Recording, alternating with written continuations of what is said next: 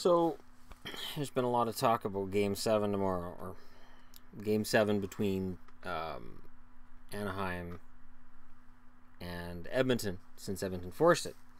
And, of course, tomorrow night, we have a Game 6 between the Penguins and Capitals. And Capitals are trying to force a Game 7 as well. So I thought it would be interesting to look over the historical record from Game 7s. Reminder, there were no Game 7s in round 1, which is weird, because it was a very, very close round. Now, I looked in terms of who's got the best win-loss records. The best win-loss record in Game 7s belongs to the Minnesota Wild, who are 3-0. 3 Game 7s, they won all 3. Next up, Tampa Lightning. They're 5-2. So they have a .714 winning percentage. Of teams still in the playoffs, so Oilers fans are going to get excited. They're 6-3 in Game 7s. And of course, that's combined with another number. So they have a .667 winning percentage in Game 7s. The Montreal Canadiens are 14-9. So they have a .609 winning percentage. The Rangers, 9-6. San Jose Sharks, 6-4. So they both have .600 winning percentages. The Hartford Whalers / Carolina Hurricanes franchise, 4-3, .571 winning percentage. Philadelphia Flyers, 9-7, .563 winning percentage. The Detroit Red Wings, 14-11. Toronto Maple Leafs, 12-10. So if they'd got to Game 7 against the Capitals, history would have been on their side.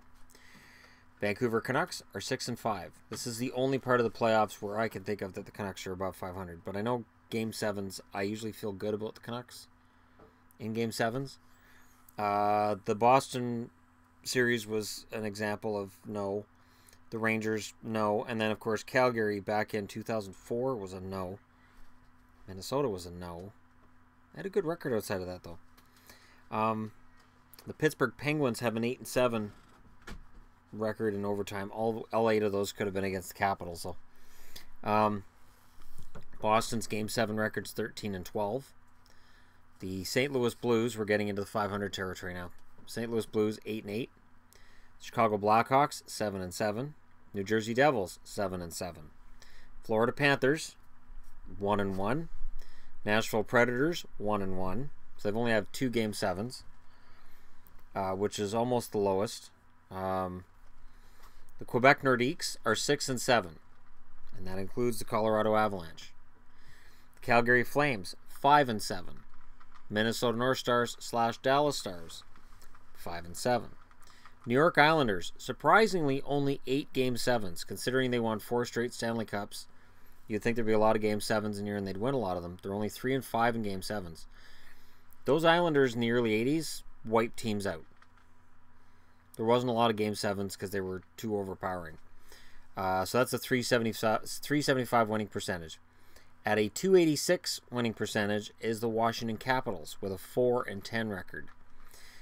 The Mighty Ducks / Anaheim Ducks, 2-6, .250 winning percentage. And then towards the bottom, this one surprises me. The Buffalo's only won 1 Game 7 in their team's history. They've got 6 losses, so a 14% winning percentage. And in terms of, nope, they don't win. The Ottawa Senators are 0-5. The Phoenix Coyotes, who were the Winnipeg Jets, 0-5. The Oakland Seals are defunct, and they were 0-1 in Game 7s in the playoffs. So there you go. There's your Game 7 records. And it is strange to see that, because I wouldn't have picked Buffalo. I mean, I can understand Buffalo not having a great history in terms of, Stanley Cup wins, but that's a surprising number for me. So if you're Washington, Anaheim, or Buffalo, you don't want to see Game 7s. Anaheim's in a Game 7 against Edmonton. Washington wants a Game 7, even though their records in Game 7s are bad.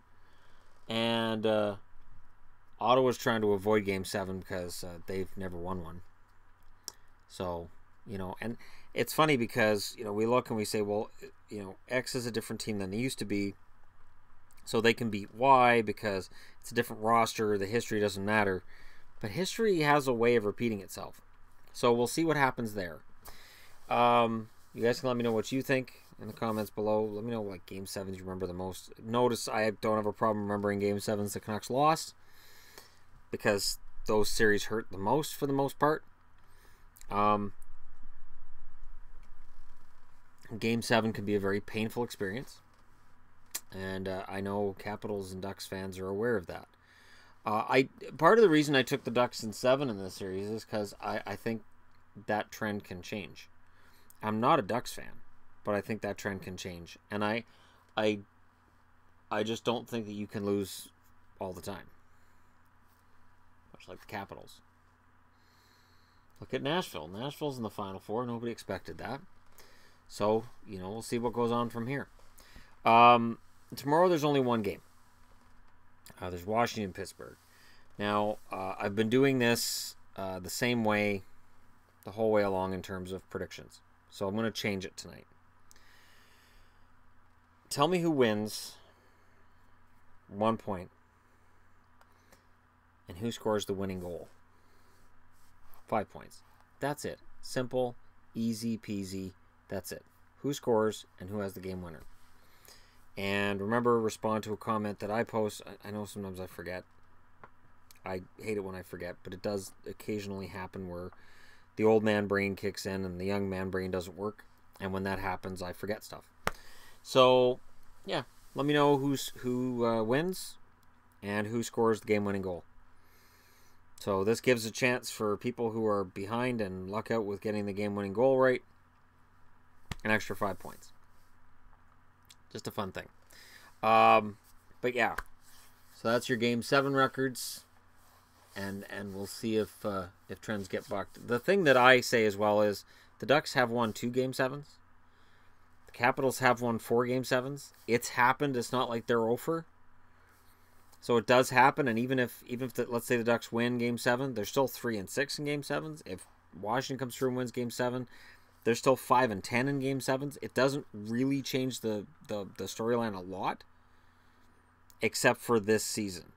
So we'll see what happens. Anyways, it is that time.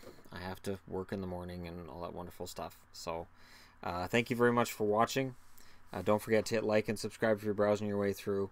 Very happy about the growth on this channel, and very impressed with the amount of feedback I've been getting from people, the amount of comments I'm seeing in the proper section. And it was mentioned as well, and I will say this, the comment section is very respectable and very respectful. I do my best to make sure it stays that way, and that anybody who is showing signs they're just going to troll, I just block them, because this is the channel where you discuss things in a hopefully rational and calm manner as hockey fans, not as fans of any one particular team, just as hockey fans. So thank you very much for helping me make that a reality. I updated this board to say 310 subs till 5,000. For the sake of argument, my other channel is only 4,895 subs away from that same thing. So fingers crossed, I'm getting close. It's only that far apart between this channel and my other. But yeah, I kid. Thank you very much for your support, and I'll talk to y'all again soon.